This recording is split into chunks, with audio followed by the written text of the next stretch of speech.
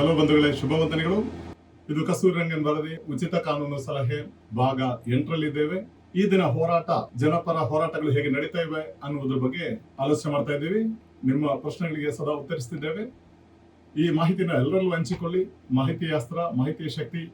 ಪ್ರಜಾಪ್ರಭುತ್ವದಲ್ಲಿ ಪ್ರಜೆಗಳೇ ಪ್ರಭುಗಳು ಅನ್ನುವುದನ್ನ ಅರ್ಥ ಮಾಡ್ಕೊಳ್ಬೇಕು. ಆದ್ದರಿಂದ ಎಲ್ರಿಗೂ ಹಂಚಿಕೊಳ್ಳಿ. ಈ ಚಾನಲ್ ಅನ್ನ ಸಬ್ಸ್ಕ್ರೈಬ್ ಮಾಡಿ. ಇಷ್ಟ ಆಗಿದ್ರೆ ಲೈಕ್ ಬಟನ್ ಒತ್ತಿ. ಇದರಿಂದಾಗಿ ಎಲ್ರಿಗೂ ಇದು ಮುಟ್ಟುವಂತಹ ಒಂದು ವ್ಯವಸ್ಥೆ ಆಗುತ್ತೆ. ಇವತ್ತು ನಾವು ಹೋರಾಟದ ಬಗ್ಗೆ ಚಿಂತನೆಯನ್ನು ಮಾಡಲಿಕ್ಕಿದ್ದೇವೆ. ಏನಿದು ಹೋರಾಟ, ಜನಪರ ಹೋರಾಟಗಳು ಹೇಗೆ ನಡೀತಾ ಇವೆ ಅನ್ನೋದ್ರ ಬಗ್ಗೆ ಚಿಂತನೆ ಮಾಡಲಿದ್ದೇವೆ. ಏನಿದು ಸಮಸ್ಯೆಗಳು? ಸಮಸ್ಯೆ ಒಂದಲ್ಲ, ಹಲವು ಸಮಸ್ಯೆಗಳು. ನಮ್ಮ ಹೋರಾಟ ಸರಿಯಾದ ದಿಕ್ಕಿನಲ್ಲಿ ಹೋಗ್ತಾ ಇದೆಯಾ ಅನ್ನುವುದು ಪ್ರಶ್ನೆ. ಜನಪರ ಹೋರಾಟಗಳು ಯಾವಾಗಲೂ ಸಮಸ್ಯೆಗೆ ಸಿಲುಕೊಳ್ಳುತ್ತವೆ. ಮೊದಲ ಸಮಸ್ಯೆ ಮಾಹಿತಿಯ ಕೊರತೆ. ಈಗ ಹೋರಾಟಗಳು ನಡೀತಾ ಇವೆ. ಎಲ್ಲರೂ ಭೌತಿಕ ಸರ್ವೆ ಬೇಕು, ಆದರೆ ಭೌತಿಕ ಸರ್ವೆ ಮಾಡುವುದು ಹೋರಾಟಕ್ಕೆ ಹಿನ್ನಡೆಯಾಗುತ್ತೆ ಅನ್ನುವುದನ್ನು ನಾನು ಸ್ಪಷ್ಟವಾಗಿ ಮತ್ತೆ ಒತ್ತಿ ಹೇಳ್ತೇನೆ ಇದರ ಈ ಮುಂದೆ ಇದ್ದಂತಹ ವಿಡಿಯೋದಲ್ಲಿ. ಈಗ ನಮಗೆ ಪರಿಹಾರವನ್ನು ಹುಡುಕುವಾಗ ಒಂದು ಸಮಸ್ಯೆ ಅಲ್ಲ, ಇದರಲ್ಲಿ ಹಲವಷ್ಟು ಸಮಸ್ಯೆಗಳಿವೆ. ಆದ್ದರಿಂದ ಸಮಸ್ಯೆಗಳು ಅಂತ ಹೇಳ್ತಾ ಇದ್ದೇವೆ. ಜನಾಂದೋಲನ ಹೋರಾಟ ಎತ್ತ ಸಾಗುತ್ತಿದೆ ಅನ್ನುವುದು ಇವತ್ತಿನ ಪ್ರಶ್ನೆ.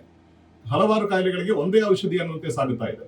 ನಮ್ಗೆ ಗೊತ್ತಿರಬಹುದು, ಟೈಫಾಯ್ಡ್ಗೆ, ಕ್ಯಾನ್ಸರ್ಗೆ, ಎಲುಬಿನ ಸಮಸ್ಯೆಗೆ, ಮಲೇರಿಯಾಕ್ಕೆ ಎಲ್ಲವೂ ಬೇರೆ ಬೇರೆ ಔಷಧಿಗಳಿವೆ. ಒಂದೇ ಔಷಧಿಯನ್ನು ಕೊಟ್ಟರೆ ಇನ್ನೊಂದು ಕಾಯಿಲೆಗೆ ಒಂದು ಔಷಧಿ, ಮತ್ತೊಂದು ಕಾಯಿಲೆ ಔಷಧಿ ಕೊಟ್ಟರೆ ಅದು ವಿಷವಾಗಿ ಪರಿಣಮಿಸಬಹುದು. ಆದ್ದರಿಂದ ಸ್ಪಷ್ಟವಾದ ತಿಳುವಳಿಕೆ ಇಲ್ಲದೆ, ಮಾಹಿತಿ ಇಲ್ಲದೆ ಹೋರಾಟದಲ್ಲಿ ಮುನ್ನುಗ್ಗಿದಾಗ ಒಂದಷ್ಟು ಜನರಿಗೆ ಅದು ವಿಷವಾಗಿ ಪರಿಣಮಿಸಬಹುದು. ಆದ್ದರಿಂದ ಸ್ಪಷ್ಟವಾದ ಮಾಹಿತಿಯೊಂದಿಗೆ ಮಾತ್ರ ಹೋರಾಟವನ್ನು ಮುನ್ನಡೆಸಿ. ಇದು 1996ರ Godavarman Thirumulpad versus union of India writ petition 202/1995 ಕೇಸಿನ ತೀರ್ಪಿನ ಅಂದಿನಿಂದ ಆರಂಭಗೊಂಡಂತಹ ಒಂದು ಸಮಸ್ಯೆ ಇದು. 2002ರಿಂದ ಈಚೆ ಹಲವಷ್ಟು ಸಲ ನಾವು ತುಂಬಾ ಆಂದೋಲನ ಮಾಡಿದ್ದೇವೆ. ಆ ದಿನಗಳಲ್ಲಿ 68 ಗ್ರಾಮಗಳಲ್ಲಿ ಕ್ರೈಸಿಸ್ ಮ್ಯಾನೇಜಿಂಗ್ ಕಮಿಟಿ, ಅಂದ್ರೆ ತುರ್ತು ನಿರ್ವಹಣಾ ಸಮಿತಿಗಳನ್ನು ರಚಿಸಿಕೊಂಡು ಯಾವುದೇ ರೀತಿಯ ಭೌತಿಕ ಸರ್ವೆ ನಡೆಯದ ಹಾಗೆ ನಾವು ಆಂದೋಲನವನ್ನ ಕೈಗೊಂಡಿದ್ದೆವು. ಆ ರೀತಿಯಾಗಿ ನಡೆಯದಿರುವುದಕ್ಕೋಸ್ಕರ ಏನು ಉನ್ನತಾಧಿಕಾರ ಸಮಿತಿ ದೆಹಲಿಯಲ್ಲಿದೆ, ಕೇಂದ್ರ ಸರ್ಕಾರದ ಸಮಿತಿ ಇದೆ. ಅದೇ ರೀತಿ ಈ ಭಾಗದಲ್ಲಿರುವಂತಹ 18 ಸಂಸದರಿಂದ ಪತ್ರಗಳನ್ನು ಪಡೆದುಕೊಂಡು ಬಂದು ಅಂದಿನ ಮುಖ್ಯಮಂತ್ರಿಯವರಿಗೆ ಕೊಟ್ಟು ಈ ಭೌತಿಕ ಸರ್ವೆಯನ್ನು ನಿಲ್ಲಿಸಿದವರು ನಾವು. ಆದ್ರೆ ತದನಂತರ 2014ರಂದು ಮತ್ತೆ ಭೌತಿಕ ಸರ್ವೆ ಬೇಕು ಅಂತ ಹೇಳಿ ಹೋರಾಟಗಳು ಶುರುವಾದವು. ನಾವು ಆವತ್ತು ಭೌತಿಕ ಸರ್ವೆಗೆ ನಾವು ಒತ್ತಾಯ ಮಾಡಲಿಲ್ಲ, ಯಾಕೆಂದ್ರೆ ಅದಕ್ಕೆ ಕಾರಣಗಳನ್ನು ಹೇಳ್ತೇನೆ. ತದನಂತರ 2015ರಲ್ಲಿ ಪ್ರತಿಯೊಂದು ಗ್ರಾಮಗಳಲ್ಲಿ ಸಮಿತಿಗಳು ಬಂದು ಇದರ ಬಗ್ಗೆ ಗ್ರಾಮ ವಾಸ್ತವ್ಯ ಮಾಡಿ ಆಲೋಚನೆಗಳನ್ನು ಮಾಡಿದ್ದು ನಿಮಗೆ ನೆನಪಿರಬಹುದು. ಆ ನಿಲುವಿನಲ್ಲಿ ಜನರಲ್ಲಿ ವಿಷಯಗಳನ್ನ ಚರ್ಚಿಸಿ, ಮಾಹಿತಿಗಳನ್ನ ಪಡೆದು ಭೌತಿಕ ಸರ್ವೆಯನ್ನು ನಡೆಸಿ ಏನು ಕೇಂದ್ರದ ಸಮಿತಿಯವರಿಗೆ ಹಾಗೂ ಸರ್ವೋಚ್ಚ ನ್ಯಾಯಾಲಯಕ್ಕೆ ಸಲ್ಲಿಸಿದ್ದಾರೆ. ಅದರ ದಾಖಲೆಗಳು ನಮ್ಮಲ್ಲಿವೆ. ಈಗ ನಮ್ಮ ಸಮಸ್ಯೆ ಏನು ಅಂದ್ರೆ, ಈ ಜನಾಂದೋಲನ ಅಥವಾ ಹೋರಾಟ ನಡೆಸುವಾಗ ನೀವು ಭೌತಿಕ ಸರ್ವೆ ಬೇಕು ಅಂತ ಹೇಳಿದ್ರೆ ಆ ನಿಟ್ಟಿನಲ್ಲಿ ಭೌತಿಕ ಸರ್ವೆ ಮಾಡುವಾಗ ಯಾರಿಗೆ ಏನು ಪ್ರಯೋಜನ ಆಗುತ್ತೆ ಅನ್ನುವುದನ್ನ ಅದನ್ನು ಹೇಳುವವರು ಸ್ಪಷ್ಟವಾಗಿ ದಾಖಲೆಗಳ ಸಮೇತ ಹೇಳಬೇಕಾಗುತ್ತೆ. ಹೀಗೆ ಒಂದು ಸಮಸ್ಯೆಗೆ ಅದು ಪರಿಹಾರವಾದ್ರೆ ಮತ್ತೆ ಹಲವು ಸಮಸ್ಯೆಗಳಿಗೆ ಅದು ವಿಷವಾಗಿ ಪರಿಣಮಿಸುವ ಸಾಧ್ಯತೆ ಇದೆ. ಈಗ ಕಸ್ತೂರಿ ರಂಗನ್ ವರದಿ ಅನ್ನೋದು ಸಮಸ್ಯೆಗಳ ಒಂದು ಆಗರ. ಈ ವೆಸ್ಟರ್ನ್ ಘಾಟ್ಸ್ ಅನ್ನೋದ್ರಲ್ಲಿ ವನ್ಯಜೀವಿ ಅಭಯಾರಣ್ಯಗಳಿವೆ, ರಾಷ್ಟ್ರೀಯ ಉದ್ಯಾನವನಗಳಿವೆ, ಮೀಸಲು ಅರಣ್ಯಗಳಿವೆ, ಸಂರಕ್ಷಿತ ಅರಣ್ಯಗಳಿವೆ, ಪರಿಸರ ಸೂಕ್ಷ್ಮ ಪ್ರದೇಶಗಳಿವೆ, ಪರಿಸರ ಸೂಕ್ಷ್ಮ ವಲಯಗಳಿವೆ, ಪರಿಭಾವಿತ ಅರಣ್ಯ ಅಥವಾ ಡೀಮ್ಡ್ ಫಾರೆಸ್ಟ್ ಇದೆ. ಅದರಲ್ಲಿ ಕರ್ನಾಟಕದಲ್ಲಿ ಮುಖ್ಯವಾಗಿ ರಾಷ್ಟ್ರೀಯ ಉದ್ಯಾನವನಗಳು 5 ಇವೆ, ಸಂರಕ್ಷಿತ ಪ್ರದೇಶಗಳು 44 ಇದೆ. ಅದರಲ್ಲಿ 29 ರಕ್ಷಿತ ಪ್ರದೇಶಗಳಿಗೆ ESZ ಅನ್ನು ಗುರುತಿಸುವ ಅಂತಿಮ ಅಧಿಸೂಚನೆಯನ್ನು ಕೇಂದ್ರವು ಹೊರಡಿಸಿ ಆಗಿದೆ. ಇನ್ನು 15 ಸಂರಕ್ಷಿತ ಪ್ರದೇಶಗಳು ಅಂತಿಮ ಅಧಿಸೂಚನೆಗಾಗಿ ಕಾಯ್ತಾ ಇವೆ, ಗಸೆಟ್ ನೋಟಿಫಿಕೇಶನ್ಗಾಗಿ. ಹಾಗಿದ್ರೆ ಅಧಿಸೂಚನೆಯನ್ನು ಹೊರಡಿಸಿದ, ಗಸೆಟ್ ನೋಟಿಫಿಕೇಶನ್ ಆಗಿರುವ, ಫೈನಲ್ ನೋಟಿಫಿಕೇಶನ್ ಆಗಿರುವ ಪ್ರದೇಶಗಳ ಹೋರಾಟ ಹಾಗೂ ಡ್ರಾಫ್ಟ್ ನೋಟಿಫಿಕೇಶನ್ ಆಗಿದ್ದು ಅಂತಿಮ ಅಧಿಸೂಚನೆ ಆಗದೇ ಇರುವಂತಹ ಪ್ರದೇಶಗಳ ಹೋರಾಟಕ್ಕೂ ತುಂಬಾ ವ್ಯತ್ಯಾಸ ಇದೆ. ನಾವೆಲ್ಲರೂ ಒಟ್ಟಿಗೆ ಹೋರಾಡಬೇಕು, ಆದರೆ ನಮ್ಮ ಗುರಿ ಏನು ಅಂತ ಸ್ಪಷ್ಟವಾಗಿ ನಮ್ಗೆ ಗೊತ್ತಿರಬೇಕು. ಇಲ್ಲದಿದ್ರೆ ನಾವೇ ನಮ್ಮ ಹೊಂಡವನ್ನು ತೋಡಿಕೊಂಡಂತಾಗುತ್ತೆ. ಈಗ ಮೂಕಾಂಬಿಕಾ ಅರಣ್ಯ ಕೊಲ್ಲೂರು ಉದಾಹರಣೆಗೆ, ಈ ಅಭಯಾರಣ್ಯ ಯಾವುದೆಲ್ಲ ಫೈನಲ್ ನೋಟಿಫಿಕೇಶನ್ ಆಗಿದೆ, ತುಂಬಾ ಆಗಿದೆ, ಅದರ ಬಗ್ಗೆ ಎಲ್ಲ ಹೇಳ್ತಾ ಇಲ್ಲ. ಒಂದೆರಡು ಉದಾಹರಣೆಗಳನ್ನ ಹೇಳ್ತಾ ಇದ್ದೀನಿ, ಯಾಕೆಂದ್ರೆ ಉಡುಪಿ ಜಿಲ್ಲೆಯವರು ಈ ಸಂಶಯವನ್ನು ಕೇಳಿದ್ದಾರೆ. ಮೂಕಾಂಬಿಕಾ ಅಭಯಾರಣ್ಯ ಕೊಲ್ಲೂರು ಅಧಿಸೂಚನೆ ಏನು ಫೈನಲ್ ಗಸೆಟ್ ನೋಟಿಫಿಕೇಶನ್ ಏಪ್ರಿಲ್ 13, 2017ರಂತೂ ಆಗಿತ್ತು. ಅದರ ನೋಟಿಫಿಕೇಶನ್ ದಾಖಲೆ ತೋರಿಸ್ತಾ ಇದ್ದೀನಿ. ಇದರಲ್ಲಿ ಯಾವುದೆಲ್ಲ ವಿಲೇಜ್ಗಳು, ಗ್ರಾಮಗಳು ಬರ್ತವೆ ಅಂತ ಪೇಜ್ 32ರಲ್ಲಿ ಅನೆಕ್ಸರ್ 2 ಅಲ್ಲಿ ಸ್ಪಷ್ಟವಾಗಿ ನಮೂದಿಸಿದ್ದಾರೆ. ಅದೆಲ್ಲವನ್ನ ಇಲ್ಲಿ ಎಕ್ಸ್ಪ್ಲೈನ್ ಮಾಡ್ತಾ ಇಲ್ಲ. ನಿಮ್ಗೆ ಗೊತ್ತಿಲ್ಲದ, ತಿಳುವಳಿಕೆ ಇಲ್ಲದಿದ್ರೆ ಕೇಳ್ಕೊಳ್ಳಿ. ಈ ವಿಡಿಯೋದ ಡಿಸ್ಕ್ರಿಪ್ಷನ್ ಅಲ್ಲಿ ವಾಟ್ಸ್ಆಪ್ ಗ್ರೂಪ್ ಲಿಂಕ್ ಇದೆ, ಆ ವಾಟ್ಸ್ಆಪ್ ಗ್ರೂಪ್ ಅಲ್ಲಿ ಕೇಳಿಕೊಳ್ಳಿ, ನಿಮಗೆ ಒದಗಿಸಿಕೊಡ್ತೇನೆ. ಇನ್ನು ಕುದುರೆಮುಖ ರಾಷ್ಟ್ರೀಯ ಉದ್ಯಾನ ನೋಟಿಫಿಕೇಶನ್ ಜುಲೈ 2, 2020 ಆಗಿದೆ. 2ನೇ ಜುಲೈ 2020 ಫೈನಲ್ ನೋಟಿಫಿಕೇಶನ್ ಆಗಿತ್ತು. ಅದರ ದಾಖಲೆ ಇಲ್ಲಿದೆ.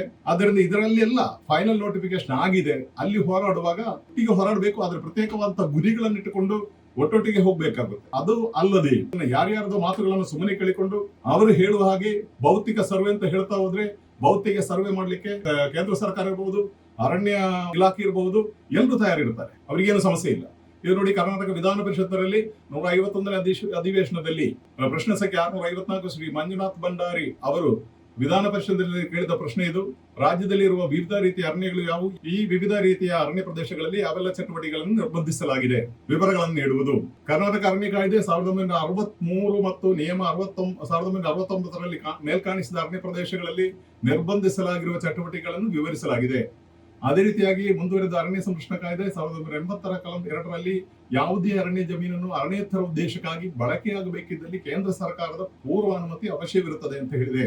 ವನ್ಯಜೀವಿ ಸಂರಕ್ಷಣೆ ಕಾಯ್ದೆ 1972 ಅಡಿ ವನ್ಯಜೀವಿ ಧಾಮ ಮತ್ತು ರಾಷ್ಟ್ರೀಯ ಉದ್ಯಾನವನಗಳೆಂದು ಅಧಿಸೂಚನೆಗೊಂಡ ಅರಣ್ಯ ಪ್ರದೇಶಗಳಲ್ಲಿ ಅರಣ್ಯೇತರ ಚಟುವಟಿಕೆಗಳನ್ನು ಕೈಗೊಳ್ಳುವುದನ್ನು ನಿರ್ಬಂಧಿಸಲಾಗಿದೆ. ಇದರ ಹಿಂದಿನ ವಿಡಿಯೋದಲ್ಲಿ ಅರಣ್ಯೇತರ ಚಟುವಟಿಕೆಗಳು ಯಾವುದು ಅಂತ ಹೇಳಿದ್ದೇನೆ. ಅಂದ್ರೆ ನೀವು ಸಂರಕ್ಷಿತ ಪ್ರದೇಶದಲ್ಲಿದ್ರೆ ಅಥವಾ ರಾಷ್ಟ್ರೀಯ ಉದ್ಯಾನವನದಲ್ಲಿದ್ರೆ ಅಲ್ಲಿ ಯಾವುದೇ ಅರಣ್ಯೇತರ ಚಟುವಟಿಕೆಗಳಿಗೆ ಅನುಮತಿ ಇಲ್ಲ. ಅದೇ ನೀವು ESZ ಇರ್ಬೋದು, ESA ಇರ್ಬೋದು, ಅಂದ್ರೆ ಬಫರ್ ಭೂಮಿಯಲ್ಲಿದ್ರೆ 1ರಿಂದ 10 ಕಿಲೋಮೀಟರ್ ದೂರ ಇರುತ್ತೆ. ಕುದುರೆಮುಖ ನ್ಯಾಷನಲ್ ಪಾರ್ಕಿಗೆ 0ದಿಂದ 9.6 ಕಿಲೋಮೀಟರ್ ತನಕ ಬಫರ್ ಝೋನ್ ಇದೆ. ಒಂದೇ ರೀತಿಯಾಗಿಲ್ಲ, ಹಲವು ಅಳತೆಯಲ್ಲಿದೆ. ಅಂದ್ರೆ ಕೆಲವು ಕಡೆ 0 ಇದೆ, ಇನ್ನೊಂದು ಕೆಲವು ಕಡೆ 9ರಿಂದ 9.6 ಕಿಲೋಮೀಟರ್ ತನಕ ದೂರದಲ್ಲಿ ಬಫರ್ ಝೋನ್ ಇದೆ. ಈ ESA ಅಥವಾ ESZ ಅನ್ನುವಂತೆಲ್ಲ ಬಫರ್ ಝೋನ್. ಅದರಲ್ಲಿ ಮಾತ್ರ ಅರಣ್ಯೇತರ ಚಟುವಟಿಕೆಗಳು ಕೆಲವು ನಿಷೇಧಿತವಾಗಿದೆ, ಇನ್ನು ಕೆಲವುದು ಪರ್ಮಿಷನ್ ತಗೊಂಡು ಮಾಡಬಹುದು, ಇನ್ನು ಕೆಲವುದು ಮಾಡಬಹುದು ಅಂತ 3 ಗುಂಪುಗಳಿವೆ. ಆದ್ದರಿಂದ ಇದನ್ನ ನಾವು ಅರ್ಥ ಮಾಡ್ಕೊಳ್ಬೇಕು. ರಾಜ್ಯದಲ್ಲಿ ವಿವಿಧ ರೀತಿಯ ಅರಣ್ಯಗಳ ವ್ಯಾಖ್ಯಾನಗಳು ಮತ್ತು ಈ ಅರಣ್ಯಗಳಲ್ಲಿ ನಿರ್ವಹಿಸಬಹುದಾದ ಕಾರ್ಯಗಳ ಬಗ್ಗೆ ಸ್ಪಷ್ಟತೆ ಇಲ್ಲದಿರುವ ಕಾರಣ ವಿವಿಧ ಸಂದರ್ಭಗಳಲ್ಲಿ ಇತರ ಇಲಾಖೆಗಳು, ಅರಣ್ಯವಾಸಿಗಳು, ಉದ್ಯಮಕ್ಕೆ ಸಂಬಂಧಿಸಿದ ಸಂಸ್ಥೆಗಳು ಹಾಗೂ ಅರಣ್ಯ ಇಲಾಖೆಯ ನಡುವೆ ಕಾನೂನು ಸಂಘರ್ಷಗಳು ಏರ್ಪಡುತ್ತಿರುವುದು ಸರ್ಕಾರದ ಗಮನಕ್ಕೆ ಬಂದಿದ್ದಲ್ಲಿ ಈ ಕುರಿತು ಸರ್ಕಾರದ ಕ್ರಮವೇನು? ವಿವರ ನೀಡುವುದು. ಏನು ವಿವರ ನೀಡಿದ್ದಾರೆ ವಿಧಾನ ಪರಿಷತ್ತಿನಲ್ಲಿ ಈ ಪ್ರಶ್ನೆಗೆ? ವನ್ಯಜೀವಿ ಸಂರಕ್ಷಣೆ ಕಾಯ್ದೆ 1972ರಲ್ಲಿ ವನ್ಯಜೀವಿ ಧಾಮ ಮತ್ತು ರಾಷ್ಟ್ರೀಯ ಉದ್ಯಾನವನಗಳ ವ್ಯಾಖ್ಯಾನದ ಕುರಿತು ಸ್ಪಷ್ಟವಾಗಿ ನಮೂದಿಸಲಾಗಿದೆ. ಮುಂದುವರೆದು ವನ್ಯಜೀವಿ ಧಾಮ ಮತ್ತು ರಾಷ್ಟ್ರೀಯ ಉದ್ಯಾನವನಗಳೆಂದು ಅಧಿಸೂಚನೆಗೊಂಡ ಅರಣ್ಯ ಪ್ರದೇಶಗಳಲ್ಲಿ ಅರಣ್ಯೇತರ ಚಟುವಟಿಕೆಗಳನ್ನು ಕೈಗೊಳ್ಳುವುದು ನಿರ್ಬಂಧಿಸಲಾಗಿದೆ. ಕೇಂದ್ರ ಹಾಗೂ ರಾಜ್ಯ ಸರ್ಕಾರಗಳು ಕಾಲಕಾಲಕ್ಕೆ ನೀಡುವ ಮಾರ್ಗಸೂಚಿಗಳನ್ವಯ ನಿಯಮಾನುಸಾರ ಅನುಮತಿ ಪಡೆದು ಅರಣ್ಯೇತರ ಚಟುವಟಿಕೆಗಳನ್ನು ಕೈಗೊಳ್ಳಬಹುದಾಗಿದೆ. ಅಂದರೆ ಏನಿದು ವನ್ಯಜೀವಿ ಧಾಮ ಇದೆ ಅಥವಾ ರಾಷ್ಟ್ರೀಯ ಉದ್ಯಾನವನಗಳಿವೆ, ಅಲ್ಲಿ ಅರಣ್ಯೇತರ ಚಟುವಟಿಕೆಗಳನ್ನು ಕೈಗೊಳ್ಳುವುದು ನಿರ್ಬಂಧಿಸಲಾಗಿದೆ. ಅಲ್ಲಿ ಅರಣ್ಯೇತರ ಚಟುವಟಿಕೆಗಳನ್ನು ಕೈಗೊಳ್ಳುವ ಹಾಗಿಲ್ಲ. ಹಿಂದಿನ ವಿಡಿಯೋದಲ್ಲಿ ಅದನ್ನು ಎಕ್ಸ್ಪ್ಲೈನ್ ಮಾಡಿದ್ದೀನಿ, ಯಾವುದೆಲ್ಲ ಅರಣ್ಯೇತರ ಚಟುವಟಿಕೆಗಳು ಅಂತ. ಅದರ ಲಿಂಕ್ ಈ ವಿಡಿಯೋದ ಡಿಸ್ಕ್ರಿಪ್ಷನ್ ಅಲ್ಲಿ ಇದೆ.